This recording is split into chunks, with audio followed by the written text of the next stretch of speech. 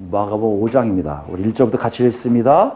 예수께서 바다 건너편 거라사인의 지방에 이르러 배에서 나오심에 곧 더러운 귀신 들린 사람이 무덤 사이에서 나와 예수를 만나리라. 사람은 무덤 사이에 거처하는데 이제는 아무도 그를 쇠사슬로도 맬 수 없게 되었으니 이는 여러 번 고랑과 쇠사슬에 메었어도 쇠사슬을 끊고 고랑을 깨뜨렸음이로라. 그리하여 아무도 그를 제어할 힘이 없는지라. 밤낮 무덤 사이에서나 산에서나 늘 소리 지르며 돌로 자기 몸을 해치고 있었더라. 그가 멀리서 예수를 보고 달려와 절하며 큰 소리로 부르짖어 이르되 지극히 높으신 하나님의 아들 예수여, 나와 당신이 무슨 상관이 있나이까? 원하건대 하나님 앞에 맹세하고 나를 괴롭히지 마옵소서 하니, 이는 예수께서 이미 그에게 이르시기를 더러운 귀신아 그 사람에게서 나오라 하셨습니다. 이에 물으시되 내 이름이 무엇이냐? 이르되 내 이름은 군대니 우리가 많음이니이다 하고 자기를 그 지방에서 내보내지 마시길 강구하더니 마침 거기 돼지의 큰 떼가 산 곁에서 먹고 있는지라. 이에 간구하여 이르되 우리를 돼지에게로 보내어 들어가게 하소서 하니 13절까지입니다.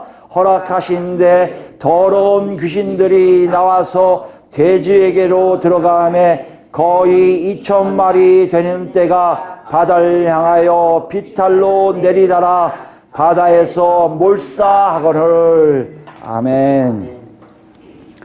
지난 시간에 우리는 하나님 나라에 어떻게 들어가냐에 대해서 우리 같이 알아보았습니다. 그것은 하나님께서 행하시는 놀라운 역사를 체험해야 들어갈 수도 볼 수도 있다는 것이에요. 우리가 생각하기에 그냥 지식으로 이해하면 될 것 같은데 그게 아니라는 것이에요. 왜 그렇죠? 그 나라의 역사를 직접 체험해야만이 우리의 삶이 변화되기 때문입니다. 이를 위해서 누가 오셨다고요? 성령님이 오셨고요. 그죠? 성령님이 오셔서 우리를 그냥 놔두지 않고 그 하나님 나라를 체험하게 하나 둘 여셨다는 것이죠. 그러니까 누굴 만나게 돼요? 그 안에 있는 예수 그리스도를 더 구체적으로 만날 수 있게 되죠. 어떻게 됩니까? 예수 그리스도께서 행하신 일들을, 말씀하신 내용들을 우리가 그대로 모방하며 닮아가면서 우리는 어떻게 해요? 하나님 나라에 안주하고 있음을 알게 된다는 것이에요. 여러분, 한 주가 어떠셨어요? 어떻게 보면 하나님 나라를 체험한다는 게 굉장히 좀 추상적이고 좀 우리가 생각할 때 이건 좀 약간 신비적이 아니냐라고 생각할 수 있지만 어떻게 보면 굉장히 구체적인 거예요. 여러분 정말 예수 그리스도를 만나셨습니까? 예수 그리스도의 행하심이 보였습니까? 예수 그리스도의 말씀하심, 예수 그리스도의 그 발자국이 어디 있는지 보이십니까? 여러분 분명히 그 길로 가고 있었을 것이라는 얘기예요. 성령이 여러분에게 말씀하신 내용들 여러분이 순종 안 하시겠습니까? 순종하며 살았을 거 아니에요. 어떻게 됩니까? 내가 생각해도, 아니 남이 생각해도 나는 하나님 나라의 자녀답게 살고 있음을 알게 됐다는 것이에요. 사실 이것이 우리 삶에 있어야 된다는 것이에요. 그게 하나님 나라의 백성이라는 거예요. 마가는 우리에게 이렇게 얘기해요. 예수님이 이 땅에 오신 것은요, 우리가 감히 상상하지 못한 놀라운 나라를 맛보게 하시려고 오셨고요. 지금 그것을 맛보고 있다는 것은 무슨 얘기예요? 우리가 정말 예수를 믿고 있구나는 증거라고 말하고 있다는 것이에요. 한번 생각해 보세요. 정말 그것을 맛보고 계십니까? 그것을 맛보고 좀 가고 계십니까? 이것이 하나님 나라의 모습인 것을 우리에게 보여주고 계시다는 것이에요. 오늘은 더 나갑니다. 오늘 여러분 읽으셔서 알겠지만 또 나오네 하고 그러신 분이 계실 거예요. 뭐에 대한 얘기죠? 귀신 들린 자. 귀신 들린 자가에서 치유받는, 예수 그리스도를 통해서 귀신이 쫓겨나는 그 사건이 나오고 있어요. 앞에서 우리가 봤는데 또 나오네? 보통 이렇게 또 나오네 하면요, 읽다 보면 어떻게 돼요? 가볍게 읽게 돼요. 그죠? 저도 그래요. 가볍게 읽게 됩니다. 근데 가볍게 읽는다는 무슨 말이에요? 앞에 있는 내용이 또 나오겠지 하고 앞에 있는 내용으로 그냥 연결시켜서 그냥 생각한단 말이에요. 아, 귀신 내쫓는 역사가 있나 보다. 넘어가자. 근데 본문을 그렇게 읽으면 우리는요, 본문에 있는 진정한 의미를 이해할 수 없게 된다는 것이에요. 그럴수록 더욱 어떻게 하라? 문맥에 입각해서 본문을 관찰해야 됩니다. 오늘 바로 그런 본문이에요. 우리가 아는 내용인데 마가는 다시 기록한 것 같은 것이니까 차라리 문맥에 더 치중하자. 문맥 안에서 이해를 해야 된다는 것이에요. 그런 상태로 보면 1절 보시면요. 예수께서 바다 건너편이라고 표현했어요. 바다 건너편이라고 했는데 아무것도 없어요. 접수 아무것도 없는데 우리가 지난 시간에 4장 35절에 무엇입니까? 저편으로 건너가자 하시고 지시항이 나오잖아요. 그러면 오늘 내용도 지난주에 있었던, 지난 시간에 우리가 다루었던 내용과 연결되고 있음을 볼 수 있다는 것이에요. 연결된 게 무슨 말이에요? 제 아들이 폭풍을 통해서 예수 그리스도의 능력을 체험한 그 후에의 사건을 볼 수 있어요. 또 뭡니까? 예수 그리스도를 통해서 하나님 나라의 비유를 듣고 하나님 나라가 무엇인지를 좀 아는 그 상태에서 오늘 사건을 접한다는 것이에요. 그러고 보니까 분명히 무엇인가 하나님 나라와 연결되는 얘기를 또 하시려나 보다 하는 걸 우리가 이해할 수 있다는 것이에요. 그걸 놓치면 우리는 이 사건을 제대로 이해할 수가 없게 된다는 것이죠. 또 보면 여러분 읽으셨지만요.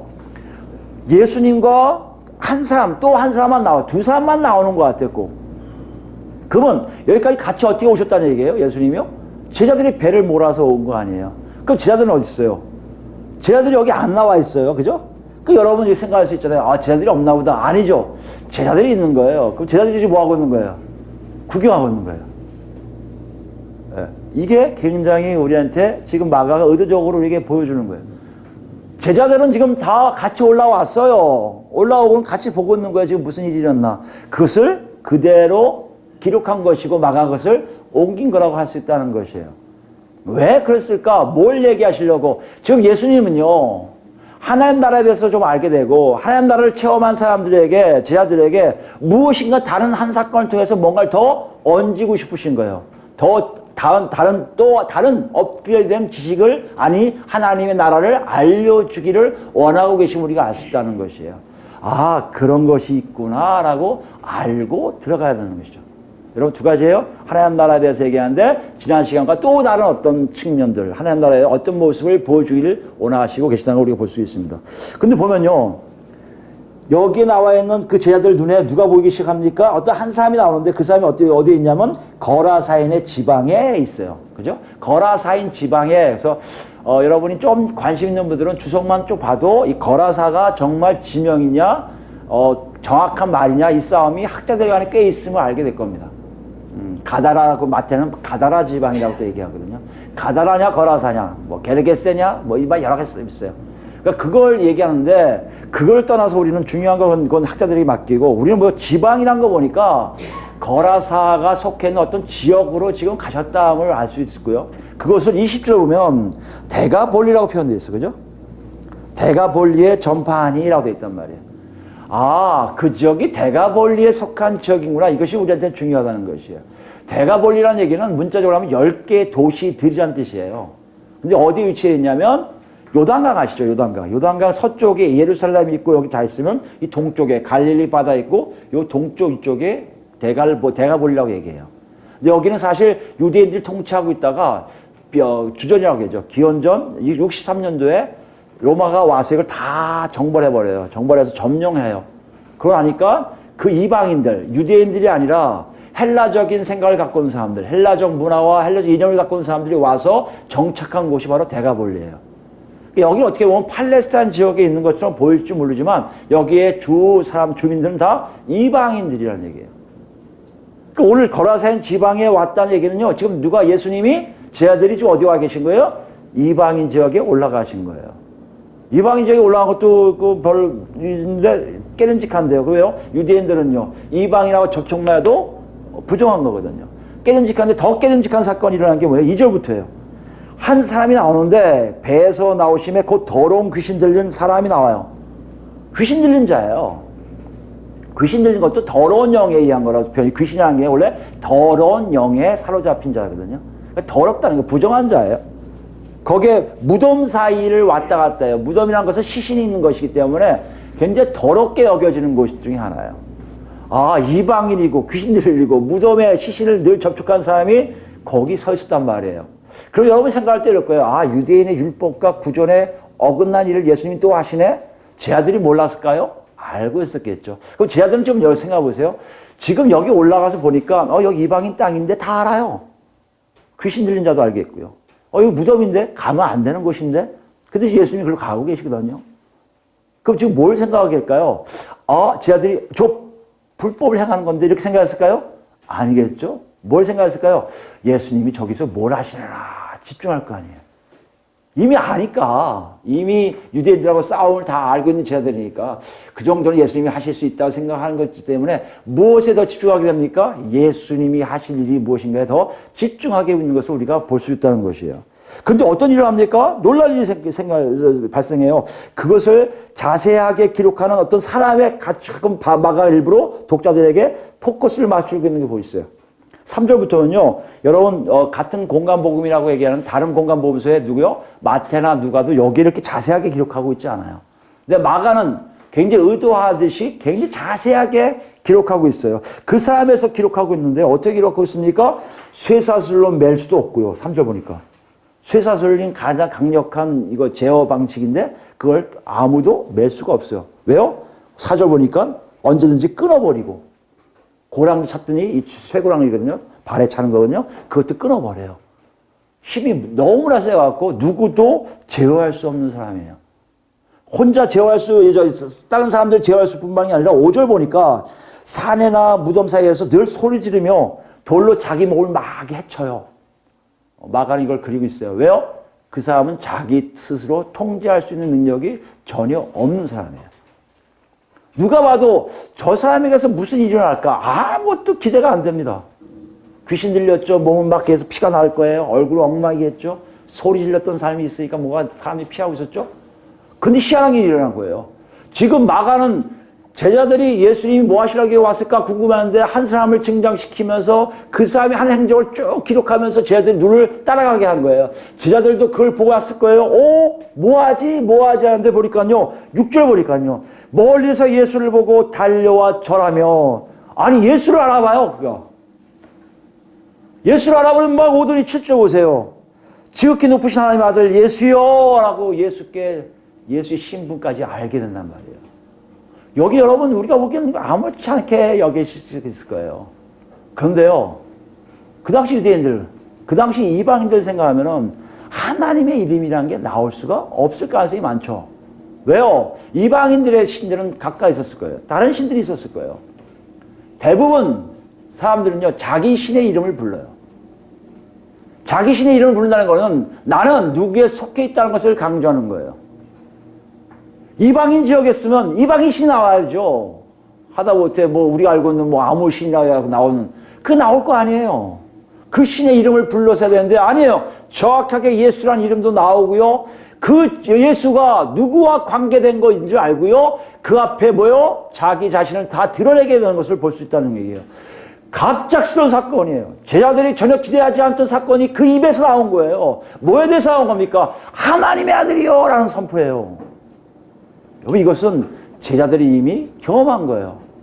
여기서 내 친구들 베드로, 안드레 그다음 누구죠? 요한, 야고보 이 네 사람은 이미 이거 경험했잖아요. 언제 경험했어요? 제가 부르심 받고 1장 보니까 회당에 들어갔는데 귀신 들린 사람이 막 소리 지르는 걸 봤어요. 하나님이 높으신 사람이라고. 3장에 보니까 또 그런 사람들이 막 나와 있어요. 이거는 유대인들이니까 가능한 거 아니에요? 하나님 이름을 높이고 하는데 어떻게 이방인이면서 전혀 이방인 지역에서 하나님이 역사하실 것 같지 않은 전혀 이상한 나라에서 이상한 지역에서 어떻게 그 입에서 하나님이라는 이름이 나오게 되어 있냐는 것이에요. 여러분 이것이 우리에게는 노크예요. 예수님이 제자들에게 보여주고 싶은 장면이에요. 예수님이 이렇게 얘기하고 싶은 거예요. 얘들아 저들 봤지. 저들 입에서 하나님의 나라가 나온다는 얘기는 이미 하나님의 때가 되었음을 니들이 알아야 된다는 것이에요. 무슨 때예요? 우리 이사야서 볼까요? 이사야서 65장이에요. 1절부터 보십니다. 1절.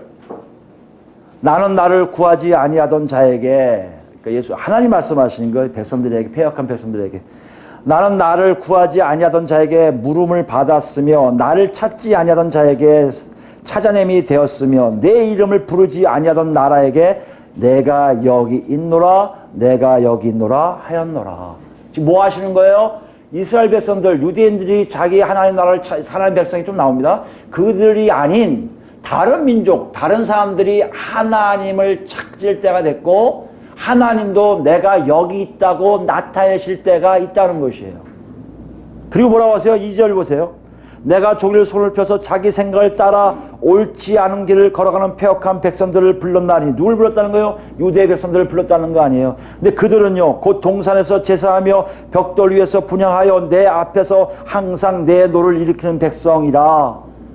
딴 데다 쓸데없는 짓을 하는 백성들이란 말이에요.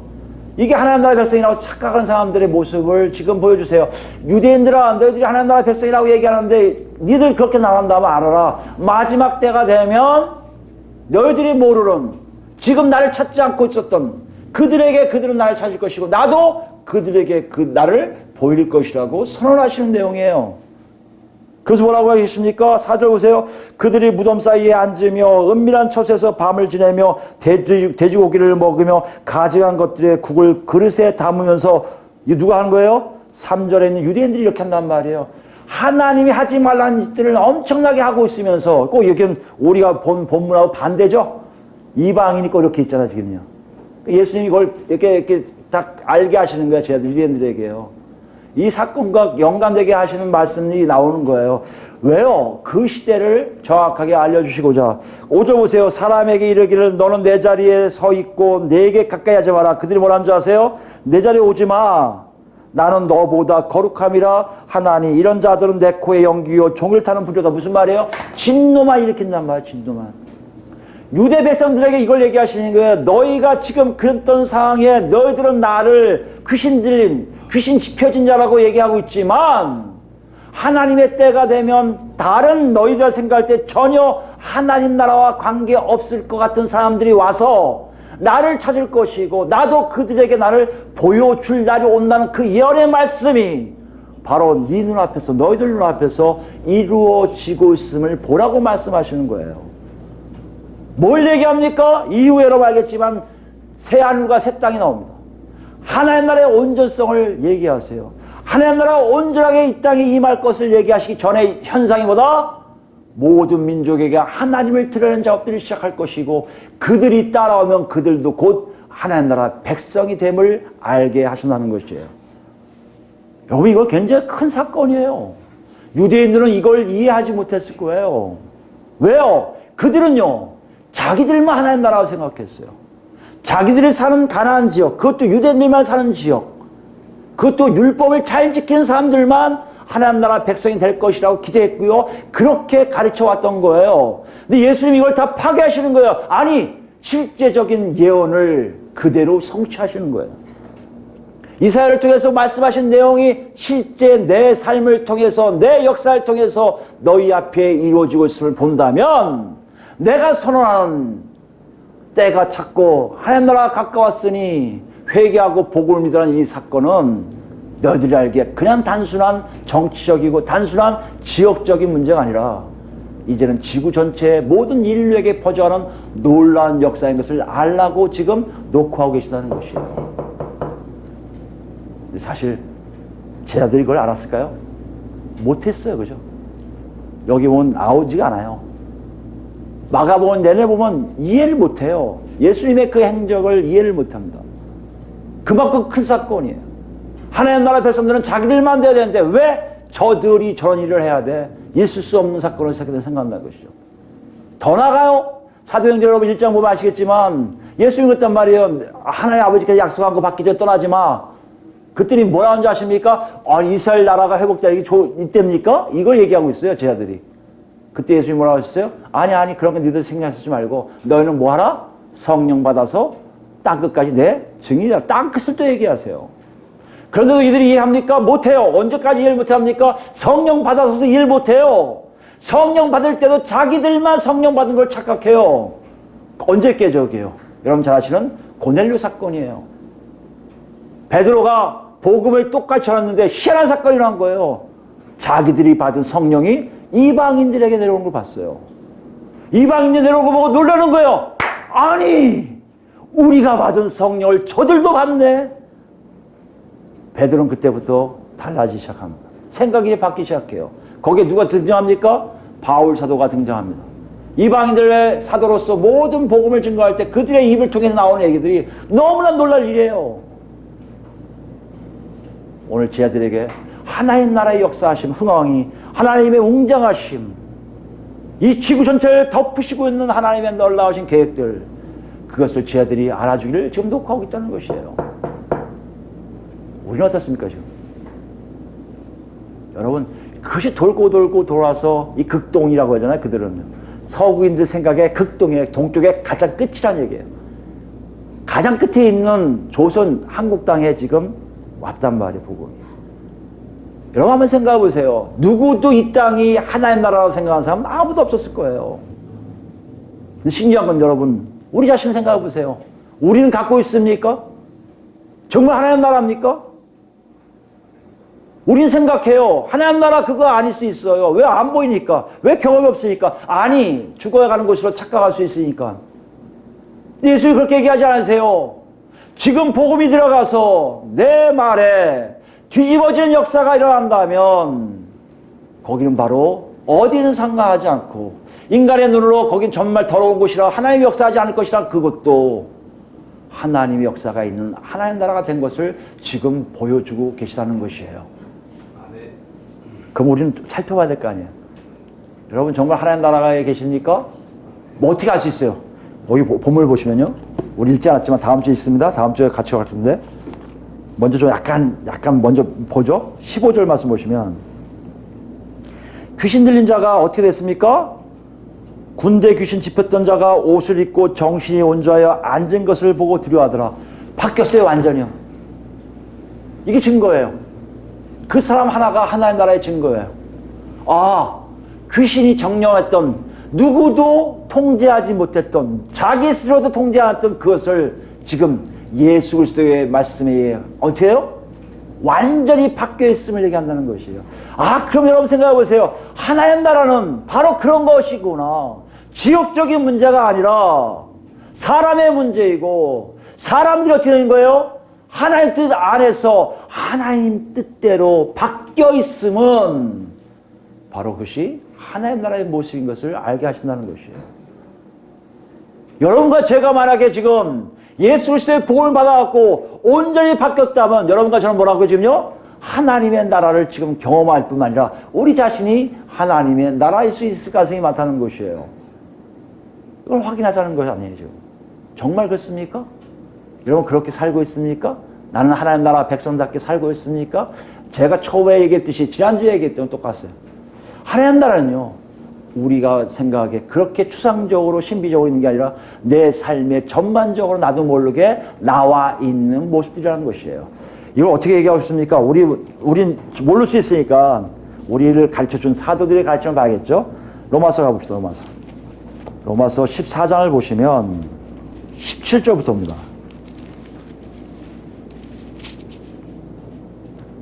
음식에 대한 얘기를 하면서 하나님 나라를 아주 잘 정리되게 얘기하세요.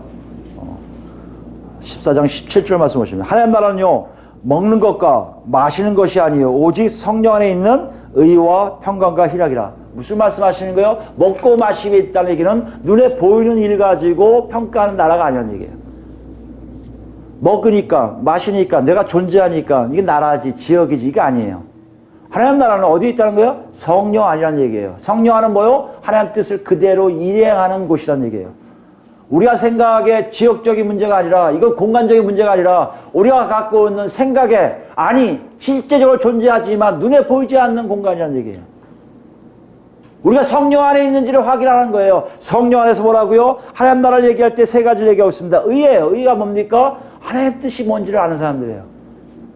평강이에요. 화평이에요. 피스예요. 샬롬이에요. 갈등이 없는 거예요. 희락이에요. 기쁨이에요. 나도 모르게 느껴지는 기쁨이 내 안에 세 가지가 온다는 거. 하나님 뜻을 아니 나도 모르게 평강이 있고 갈등이 없고 그 다음에 기쁨이 넘치는 것을 얘기한다는 것이에요. 여러분 생각해 보세요. 이 가치 기준들이 나라의 기준이 됩니까? 아니에요. 행복지수를 조사하는 연구에서도 있지만 그건 행복지수에 대한 문제예요. 나라에 대한 문제가 아니에요. 근데 하나님은 사도들 통해서, 아니 우리에게도 직접 말씀하세요. 너희가 하나님 나라의 백성인 줄 아는 방법은 세상의 기준이 아니라, 세상적 가치가 아니라 하나님이 너희에게만 주신 특별한 가치를 가지고 있느냐의 문제라는 얘기예요. 여러분과 제가 의와 평강과 희락이 성령 안에서 있음을 여러분이 안다면 여러분은 뭘 느끼고 있다는 것이에요? 하나님 나라를 제대로 느끼고 있다는 것이에요. 구별돼요. 이건요, 누가 되고 누가 안 되는지 모르지만 본인은 알아요. 성령이 사는 삶이 어떤 것인지 알아요. 또 있어요. 증거 나옵니다. 약간 외형적인 모습이 나와요. 18절 보시면요. 이로써 그리스도를 섬긴 자는 하나님을 기쁘시게 하며 사람에게도 뭐요? 칭찬을 받느냐. 하나님 기뻐하시게 자연스럽게 주변 사람들에게 칭찬을 받게 돼 있어요. 이 칭찬은요, 세상적 가치가 아니라는 얘기예요. 착각하지 마세요. 우리 칭찬하면 우리는 하나님의, 아니에요. 세상적 가치가 아니라 의와 평강과 희락이 있는 상태에서 어쩌면 저 사람들은 저렇게 살지? 자기들이 생각해도 아무리 자기의 도덕적 가치와 윤리적 가치를 생각해도 이해가 안 되는 부분을 그들은 살고 있음을 안다는 것이에요. 그것이 곧보다 하나님이 기뻐하심의 증거일 수도 있고요. 19절 보세요. 그러므로 우리가 화평의 일과 서로 덕을 세운 일을 힘쓰나니. 무슨 얘기입니까? 사람들과 서로 덕을 나누는 일들이 내 안에서 자연스럽게 일어나게 된다는 것이에요. 갈등을 없애는 일을 자연스럽게 하고 있다는 것이에요. 이건요, 내가 잘난 것이 아니라 누구 때문에 하는 겁니까? 성령이 나를 뒤집어 놓았기 때문에, 성령이 나를 변화시켰기 때문에, 성령이 하나님 나라가 뭔지를 알려주셨기 때문에 자기도 모르게 이런 일을 할 수밖에 없음을 얘기한다는 것이에요. 여러분, 성경에 지금 요거만 읽었지만 신약뿐만 아니라 거기 내분 다 하나님 나라의 모습이에요. 우리가 이해되려고 이 땅에 도덕으로 얘기한다면요, 우리 살 수 없어요. 그걸 지킨다? 매일 지켜야 된다? 못 살아요. 근데 이거는 가능하다는 얘기예요. 아니, 이렇게 살고 있게 된다는 것이에요. 왜요? 내가 아니라 성령 하나님이 계시기 때문이에요. 근데 문제는 여기 있어요. 오늘 나온 대목에서 보면 알겠지만 제자들이 분명히 갈등을 오래 한 이유가 있을 거 아니에요. 아니, 그 제자가 왜 사도행전 한참 후에, 아니 어떻게 보면요, 제가 보기엔 그들이 죽을 때까지도 그 편견을 버리지 못했을 거예요. 이스라엘 백성들만을 위해 살았을지 모릅니다. 사도 바울 이랜들만 지고 이렇게 끝까지가 스페인이 끝난 줄 아니까 거기까지 다 하고 죽겠지 하고 생각했던 거예요. 그죠? 왜 이렇게 살까요? 왜? 우리는 이렇게 살면 얘기합니다. 교과서는 이해하겠어요. 교과서는요. 성경적으로는 이해하겠어요. 그런데 우리 삶을 그렇게 살라고요? 저는 못 살 것 같아요. 왜 못 살까요? 아직 믿음이 없어서요. 그건 우리가 여기 주제가 아니니까 해요. 왜 못 살까요? 의지가 좀 약해요. 그것도 빼요. 왜 못 살까요? 가장 많이 하는 게 뭔지 아세요? 나에게 그렇게 하려면 꼭 악한 영의 역사가 있기 때문이다 얘기하는 사람 많아요. 내가 좀 뭘 하려면 누가 와서 딱 해코지를 한다는 거예요. 방해를 한다는 거예요. 저 기도 좀 하려면 누가 해서 기도 못하게 하고, 성경 좀 보려면 누가 기도 좀 성경 못 보게 하고, 이게 매해마다 일어나는 거 아닙니까? 여러분 분명히 그럴 거예요. 올해는 내가 꼭 일독을 해야지 해놓고 한 3일 지나서 못해요. 그러면 뭐라 하지 아십니까? 역시 악한 영의 역사는 강해. 이러고 끝날 거 아니에요. 대부분 그런 생각을 갖는 게 많아요. 실제적으로 한국교회가 갖고 있는 생각들 중에 그런 일들이 굉장히 많이 있다고 생각해요. 여러분 한번 생각해 보세요. 왜 그럴까요? 정말 그럴까요? 우리만 그럴까요? 아니요. 유대인들도 그랬어요. 유대인들도 자기 떠나서 포로 생활하면서 생각하기 시작한 거예요. 그게 중간기라고 하잖아요. 중간기요. 그러니까 구약의 마지막과 신약의 첫, 말라기에서 마태복음이 400년 동안 중간기를 하는데, 이때 가장 고민한 게 뭔지 아십니까? 왜 우리는 그렇게 율법을 열심히 지키는데도 하나님의 뜻을 제대로 따라가지 못할까? 그때 등장한 세력이 뭡니까? 바로 사탄이에요. 사탄의 세력이 우리를 방해하는구나. 그래서 사탄을 없애는 것에 대해서 굉장히 신비롭게 묵시적으로 막 나와요. 언제 책으로. 우리도 같은 마음 아닙니까? 모든 인류가 같지 않습니까? 선한 일을 하려면 꼭 뭐가 있다는 거예요? 악한 세력이 있다는 거 아니에요. 내가 선하게 살려면 악한 세력이 나를 괴롭힌다는 거 아니에요. 정말 그럴까요? 그럴 수 있습니다. 근데 생각해 보세요. 우리도 그런가요? 만약에 그렇다면 우리 핑계가 맞을 수 있어요. 저는 악한 영의 역사 때문에 제대로 그 신앙생활을 못하겠어요. 하나님 나라를 제대로 못 보겠어요. 이렇게 얘기할 수 있다는 것이에요. 거기에 대해서 오늘 예수님이 답을 주시는데 볼까요? 다시 본문 와보시면 9절이에요. 이에 물으시되 내 이름이 무엇이냐 이르되 내 이름은 군대니 우리가 많음이다 하고 이 구절 갖고 여러분 정말 오해를 많이 하신 분 때문에 이걸 꼭 사족을 좀 걸고 좀 한 다음에 다시 들어갈게요. 본문으로요. 여러분 이건요 천주교에서 하는 방식 그 당시에도 마찬가지예요. 지금도 마찬가지예요. 그 영을 물리치려면 그 영보다 그 센 어떤 걸 자꾸만 얘기해서 한다고도 있고요. 그러니까 만약에 약한 영을 이기려면 그 위의 영을 이름을 대면 없어진다는 거예요. 무속인들 주로 하는 방법이죠. 또 하나 뭐예요? 상대방의 그 영이 어떤 영인지를 알면 이긴다는 거예요. 그 무속인들 자꾸 물어보잖아요. 넌 뭐야? 너 뭐야? 할머니다. 네 고모다. 뭐 네 이모다. 뭐 이러잖아요. 그럼 지는 거 아니에요. 나와. 그거 가면 이래서 이기는 거 아니에요. 그게 무속인들만 있는 게 아니라 천주교에도 방식이고요. 모든 축기, 그러니까 귀신을 내쫓는 사람들 그것이 일반화된 거예요. 여러분 요새 많은 문화 콘텐츠를 통해서 들어올 때 보면요. 특히 귀신에 대한 얘기를 하면 그게 참 많아요. 네 이름이 뭐냐? 물러가라. 네 이름이 뭐야? 그거 나온 것들. 그런 영화 가지고 사람들 생각에 맞아. 우리도 그래서 이름을 가지고 있어야 돼. 이렇게 생각하면 많아요. 그래서 이름을 대면 이긴다고 얘기하는 게 많아요. 천주교에도 실제로 그렇습니다. 그게 나가 바알이다 그러면 이기는 거예요. 근데 그게 아니란 말이에요. 여러분. 그걸 얘기하려고 이걸 얘기하신 게 아니에요. 이거 가지고 그렇다고 박박 우기시면 안 됩니다. 지금도 한국 분들 중에 특히 교회 안에서도 자꾸 물어봐요. 너 안에 있는 게 누구야? 왜 물어봐요? 예수님도 물어봤다는 거예요. 그거 아니에요. 예수님은 물어보신 경우가 거의 없어요. 여기 한두 군데 여기 지금 요게 나오는데요. 왜 물으셨을까? 군대라는 얘기를 하시기 위한 거예요. 군대. 군대가 뭐예요? 로마 군단을 얘기해요. 로마 군단은요. 가장 큰 규모의 로마 부대 단위인데요. 한 4,000명에서 6,000명 된대요. 그러니까 엄청 많다는 얘기하는 거예요, 지금요. 뭘 얘기하냐면요. 이때 사람들 그렇고 우리도 마찬가지고 귀신은 굉장히 강력한 존재예요. 아무도 할 수 없는 사람이 어떻게 할 수 없어요. 그런데 한 마리도 아니고요. 몇이요? 4천에서 6천 정도 되는 엄청난 숫자예요. 예수님 저 이걸 드러내시는 거예요. 얼마나 강하게 그 사람에게 역사했는지 알아라는 얘기예요. 통제 불능, 자기 자제력 없어짐, 이것도 이렇게 많은 것이 있으니까 가능하다는 얘기예요. 아, 그러면 정말 귀신은 강력하네요. 맞아요. 강력해요. 인간이 이길 수 없어요. 인간은 어떻게 할 수가 없어요. 그런데 문제는요. 중요한 것은요. 이들을 예수님이 단 한마디에 끝내신다는 거예요. 8절 보세요. 예수께서 이미 그에게 이르시되 더러운 귀신아 그 사람에게서 나오라 하셨습니다.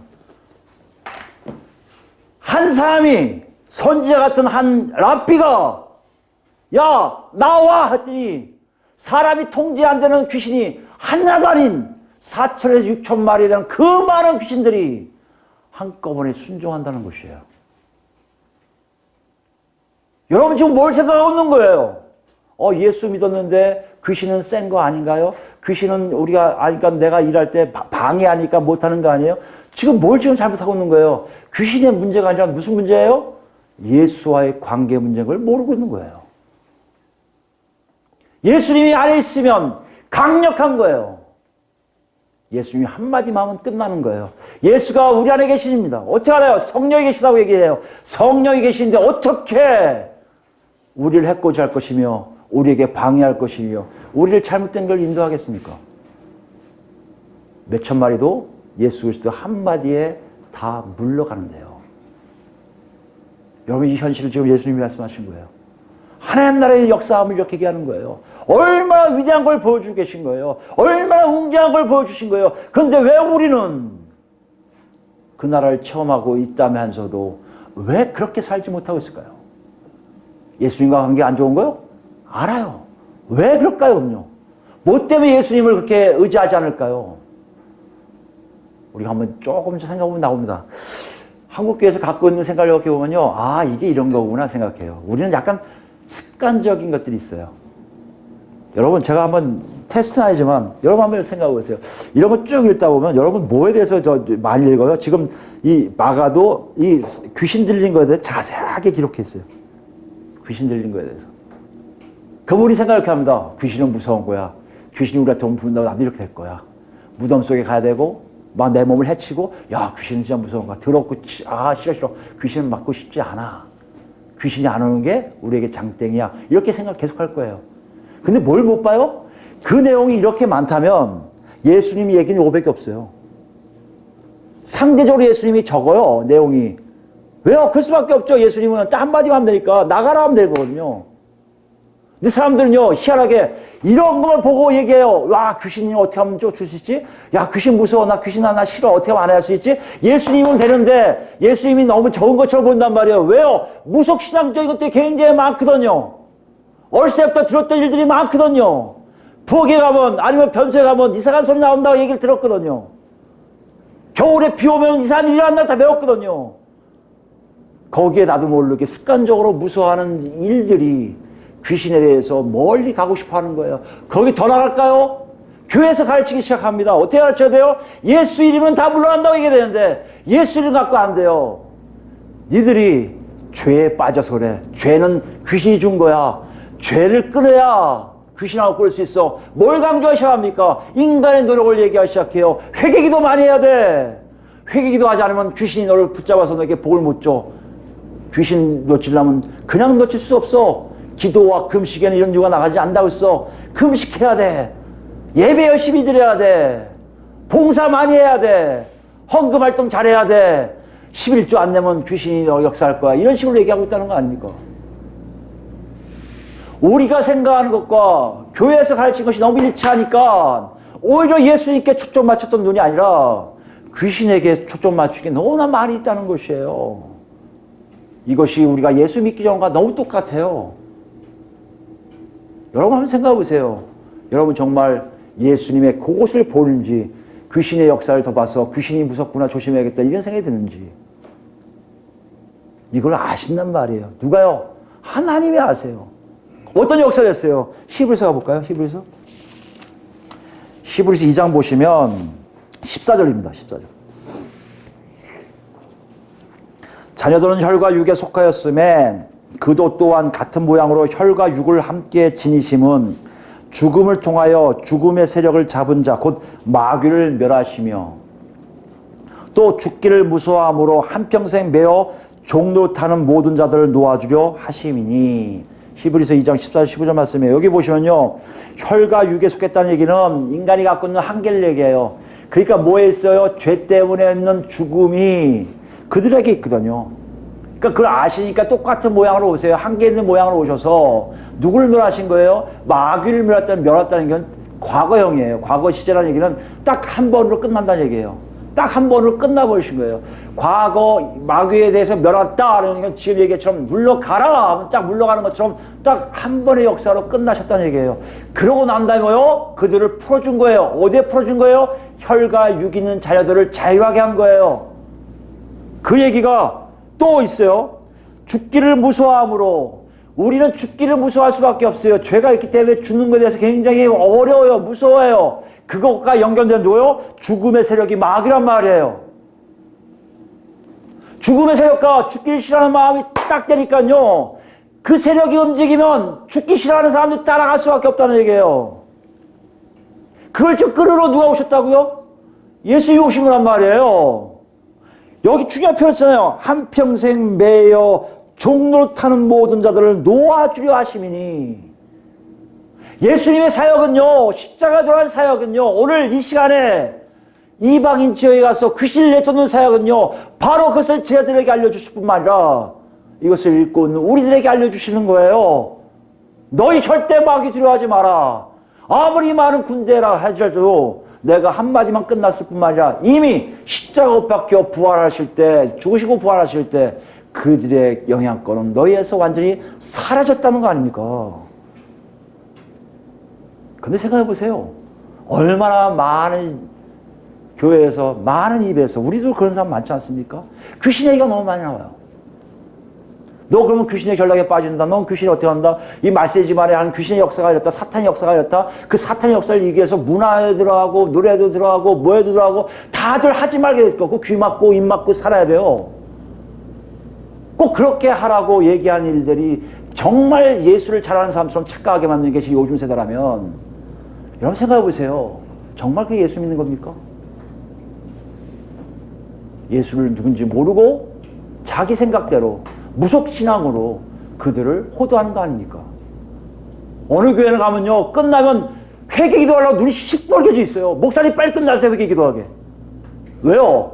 복 받으려고. 복 받으면 뭐가 지금 장애물이에요? 사탄이 자기를 막고 있거든요. 왜요? 죄를 져서.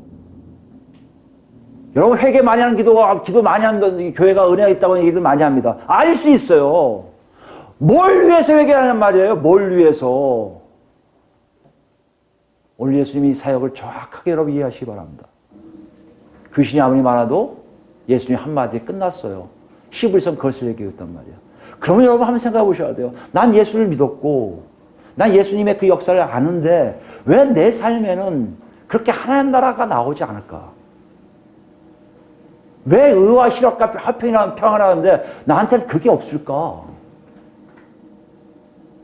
뭐가 문제일 것 같아요, 여러분? 다시 본문 오시면 참 이게 아이러니하지만요. 귀신들에 의해서 우리가 지혜를 좀 얻습니다. 6절 다시 가보겠어요. 그가 멀리서 예수를 보고 달려와 절하며, 절한다는 얘기는 여러분 아시겠지만 항복을 얘기해요. 그 당시에 절한다는 얘기는 항복을 얘기해요. 우리가 경배 드린다는 얘기가 이 얘기입니다. 그 발에 내려와서 그 발에다 입맞춤이 경배예요. 예배 드리는 얘기예요. 바로 그 장면이에요. 귀신이 항복해요. 왜 항복할까요? 7절에 이렇게 얘기해요. 아부성 멘트를 하면서 자기를 놔달라고 얘기하는 겁니다. 높으신 하나님의 아들 예수여, 나와 당신이 무슨 상관이 있나이까? 누가 지금 얘기하는 거예요? 하나님 누구시길래요? 이들에게는 창조주란 말이에요. 창조주 앞에 창조물이 창조주를 인정하는 거예요. 창조주를 인정하는 창조물, 당신이 나의 창조주십니다. 그런 사람들은 어떻게 한다고요? 절할 수밖에 없어요. 납작 엎드릴 수밖에 없어요. 왜요? 그분이 우리를 만드셨기 때문에. 만약 여러분 생각해 보세요. 내가 하나님 나라가 없다면 분명히 내 안에는요, 그 창조주 하나님이 하나도 두려움없지 않을 거예요. 사랑의 하나님이니까 뭐 용서해 주시겠지. 이 정도는 다 알아서 해주시겠지. 뭐 내가 이 정도 사정하는 거 뭐 하나님 모르실 리가 있겠어. 다 아시겠지. 이러실 거예요. 근데 누구한테 좀 무서워해요? 귀신한테 무서워해요. 이러면 나한테 저주가 내리는 게 아닌가? 이러면 내 복을 뺏어가는 게 아닌가? 아마 이러고 있을 거예요. 근데 뭐가 바뀐 거예요? 두려워할 자를 두려워해야죠. 우리가 정말 두려워할 자가 누구예요? 창조주 하나님 아니십니까? 그 앞에서 그래야죠. 봐야죠. 해야 돼요, 말아야 돼요. 갈까요, 말까요? 이렇게 나와야 될 거 아니에요. 이거 하면 저주가 있을까? 귀신이 역사할까? 이거 가지 말고 부정 달라. 이거 한 게 아니라 하나님 이대로 가야 돼요. 절로 가야 돼요. 하나님과 관계해야 될 거 아니에요. 이것이 하나님 나라의 모습 아닙니까? 우리가 지금 뭘 못하고 있는 거예요? 예수를 믿는다 하면서 예수와 동행하지 못한 이유는 내 안에 진정 하나님을 창조주로 고백하는 그 체험이, 그 역사가 우리 안에 없었던 거 아닙니까? 여러분 이걸 뭘 얘기해요? 내가 어디에 속했는지 안다는 것이에요. 여러분 우리 교회에 속해 있다는 얘기는 여러분 여기에 잘 옵니다. 여기. 그리고 여기에서 뭔가 일어날 거 조심스럽게 한단 말이에요. 다른 데 가면요 여유가 있어요. 틀어지고요. 저 사람이 날 안 볼 텐데 뭐 이러고 다니는 예배 드리는 사람들 많아요. 속해 있다는 것은 자기에게 뭔가를 알게 하신 일들이 일어나고 있다는 얘기예요. 여러분 안에 진정 하나님 나라를 맛보지 못한 분들은 아마 그럴 거예요. 왜요? 처음엔요. 내가 잘못된 가르침이 아니라 예수를 제대로 만나지 못해서 예수보다 더한 사람을 두려워하고 있지 않을까 생각해 보세요. 하나님보다 더 두려운 존재가 있다고 생각하지 않습니까? 세상이 무섭습니까? 여러분 세상에 따라갈 거예요. 세상의 논리, 세상의 이치, 경제적 가치들, 세상에 말하는 윤리가 세다면 여러분 그 안에서 살 거예요. 여러분은 그 나라에 속해 있는 자들이에요. 하나님 나라에 속했다면 그 하나님을 두려워하고 하나님 가치대로 살 거예요. 그러니까 의와 평강과 희락이 나올 수밖에 없죠. 요한일서 볼까요? 요한일서 3장입니다. 요한일서는 이렇게 하면 한 번도 다시 안 해야 될 것 같은데 굉장히 중요한 책이에요. 제가 한번 꼭 해보고 싶은 책 중에 하나인데 이렇게 많이 하네요. 3장 1절부터 보시겠습니다. 이제 좀 이해가 되실 거예요. 이걸 읽으면 이해가 되실 겁니다. 보라, 아버지께서 어떠한 사랑을 우리에게 베푸사 하나님 자녀라 일컬음을 받게 하셨는가. 우리가 그러하도다. 그러므로 세상이 우리를 알지 못하면 그를 알지 못함이라. 사랑하는 자들아, 우리가 지금은 하나님의 자녀라. 장래에 어떻게 될지는 아직 나타나지 아니하였으나 그가 나타나시면 우리가 그와 같은 줄을 아는 것은 그의 참모습 그대로 볼 것이기 때문이니. 안다는 거예요, 우리가요. 하나님을 만난 사람의 특징이. 하나님을 본다는 거예요. 신비적이라고요? 그렇죠, 신비적이죠. 하나님이 그렇게 우리를 사랑하세요. 당신의 모습을 물질이고 창조물을 우리에게 보여주세요. 3절입니다. 줄 향하여 이 소망을 가진 자마다 그의 깨끗하신과 같이 자기를 깨끗하게 하느니라. 이것까지 중요해요. 우리가 어떻게 살 것 중요해요. 그 다음이 이제 우리의 오늘 본문하고 연결됩니다. 죄를 짓는 자마다 불법을 행하는 자니 행하나니 죄는 불법이라. 그가 우리 죄를 없애려고 나타나신 것을 너희가 아나니 그에게는 죄가 없느니라. 이걸 오해하지 마세요. 우리가 죄를 하나도 안 짓는다는 얘기 아니에요. 6절이에요. 그 안에 거하는 자마다 범죄하지 아니하나니 범죄하는 자마다 그를 보지도 못하였고 그를 알지도 못하느니라. 무슨 말씀이냐면 이거예요. 내가 그 안에 속했으면 죄를 아예 안 짓는다는 게 아니라 내가 그 죄를 안 지려고 노력도 안 했는데 점점 그 죄가 내 안에서 하나 둘 빠지고 있음을 안다는 것이에요. 그럼 누가 이거에 대해 얘기합니까? 우리는 그렇게 안 가르치잖아요. 이 죄 짓지 말아야 돼. 이거 뭐 몸을 쳐서 복종하듯 짓지 말아야 돼. 금욕해야 돼. 금식해야 돼. 기도 많이 해야 돼. 말이잖아요. 맞는 것 같은데 아니라는 거예요.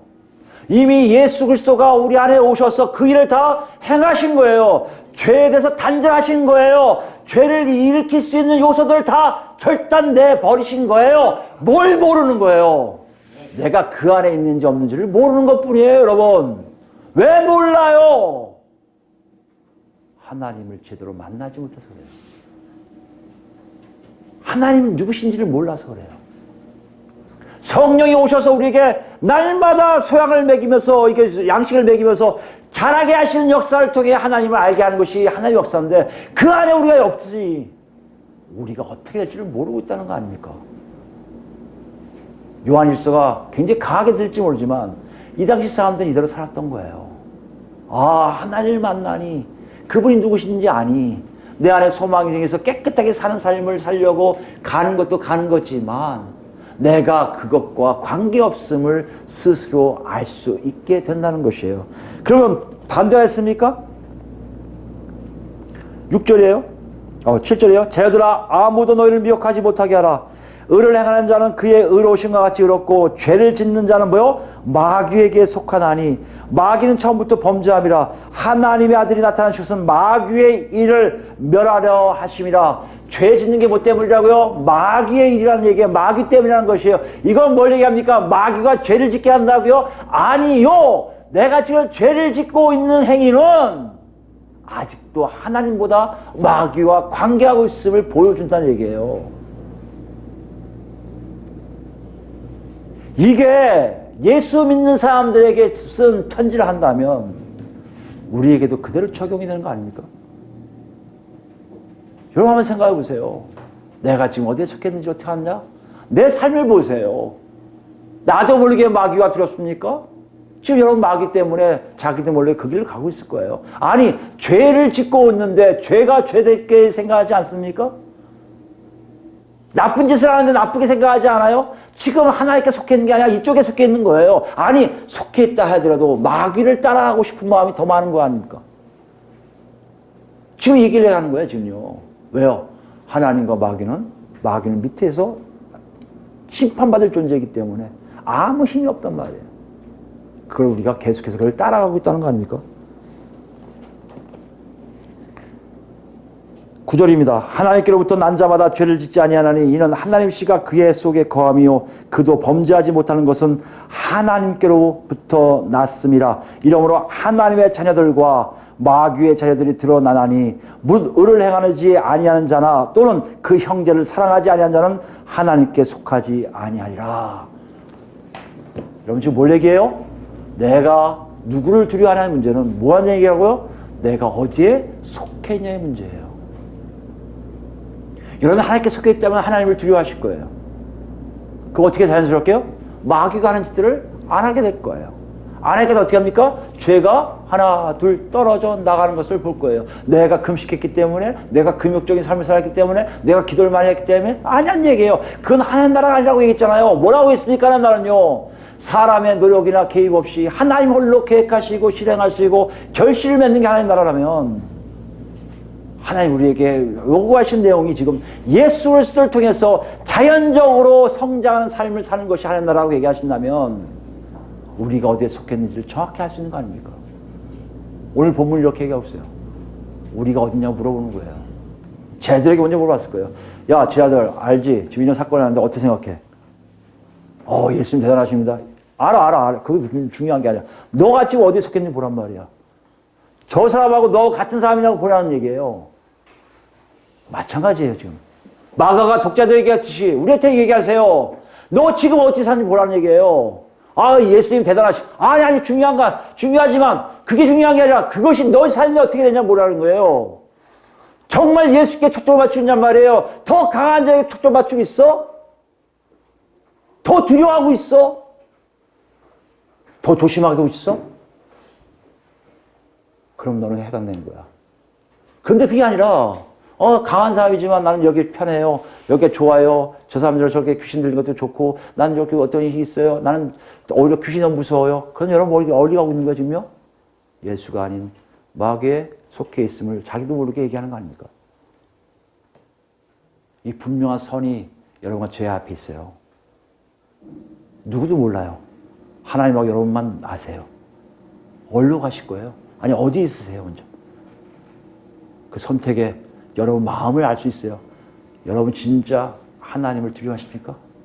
하나님 무서우세요? 그 무서운 하나님을 여러분 정말 사랑하고 계십니까?